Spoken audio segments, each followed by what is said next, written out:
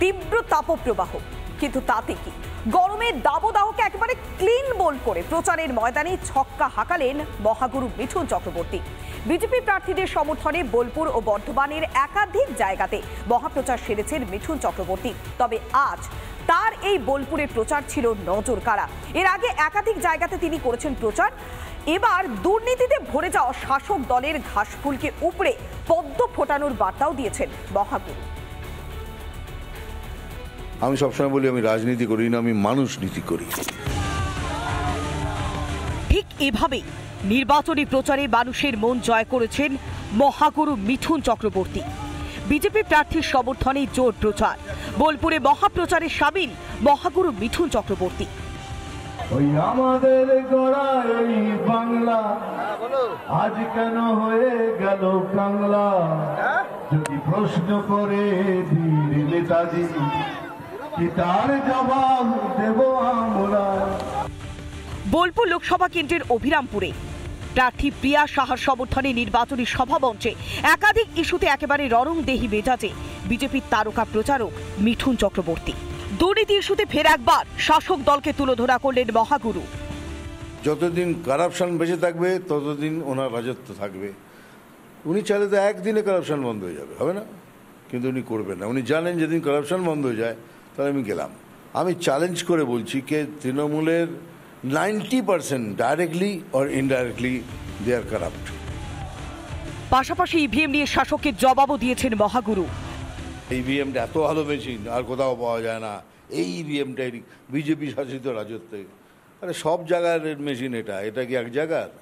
সেখানেও তো ভোট পড়েছে, এগেন্স্ট বিজেপিও তো ভোট পড়েছে, তাহলে সেগুলো কি?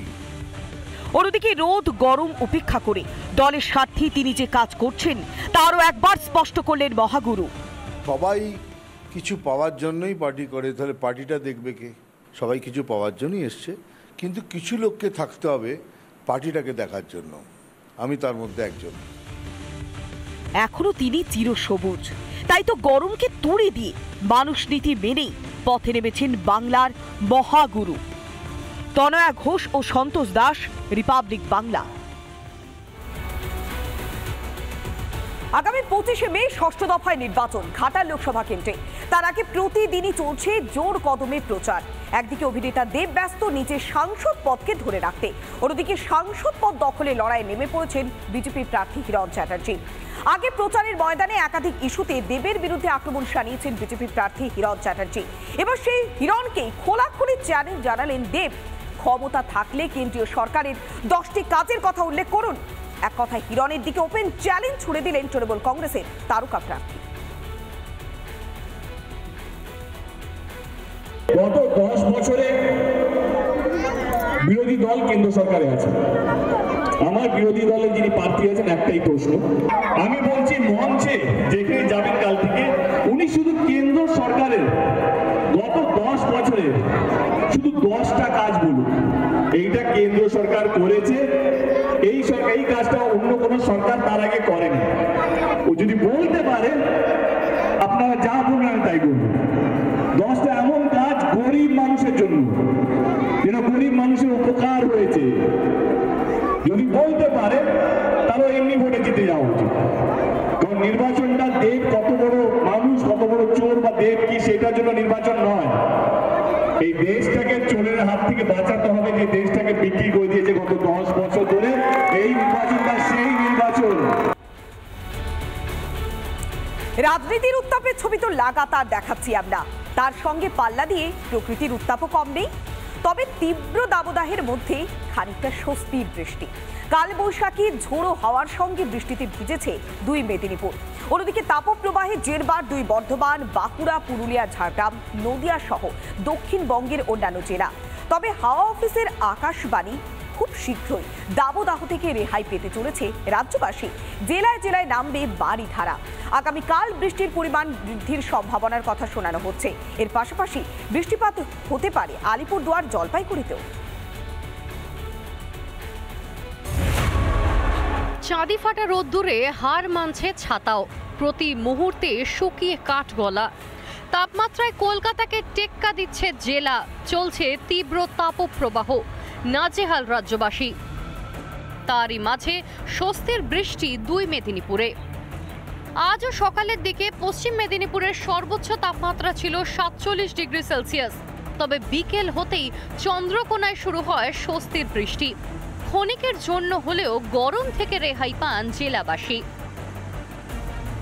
অন্যদিকে বিকেল 4টে নাগাদ পূর্ব মেদিনীপুরে এলো স্বস্তির বৃষ্টি। কোথাও ঘন কালো মেঘ, কোথাও দমকা হাওয়া। কালবৈশাখীর দাপটে ভেঙে পড়ে বহু গাছ। গাছ ভেঙে ক্ষতিগ্রস্ত হয়েছে পর্যটকদের গাড়ি, এলাকার দোকান। অল্পের জন্য রক্ষা পান দীঘায় ঘুরতে আসা পর্যটকরাও। এই দীর্ঘদিন থেকে গরমের জন্য আমরা হাঁসফাঁস প্রচণ্ড কষ্ট পেয়েছি। একটু বিকালে বৃষ্টি এবং ঝড় হওয়ার পর তাপমাত্রা অনেকটা কমেছে। এখন কিরকম মনে হচ্ছে? খুব স্বস্তিতে আছি। সূর্যের তাপ যেন আগুনের সমান, গা জ্বালা করছে মানুষের।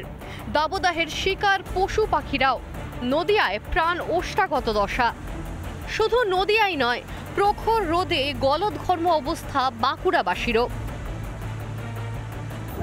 তাপে পড়ছে বাঁকুড়া, ঠান্ডা পানীয়তেই ভরসা রেখেছে সাধারণ মানুষ। এই মরশুমে এখনো পর্যন্ত সর্বোচ্চ তাপমাত্রা পৌঁছে গেছে বাঁকুড়া জেলাতে 45.1 ডিগ্রি সেলসিয়াস।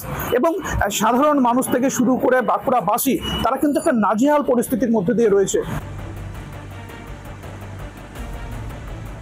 বাঁকুড়ার সঙ্গে পাল্লা দিচ্ছে পুরুলিয়াও।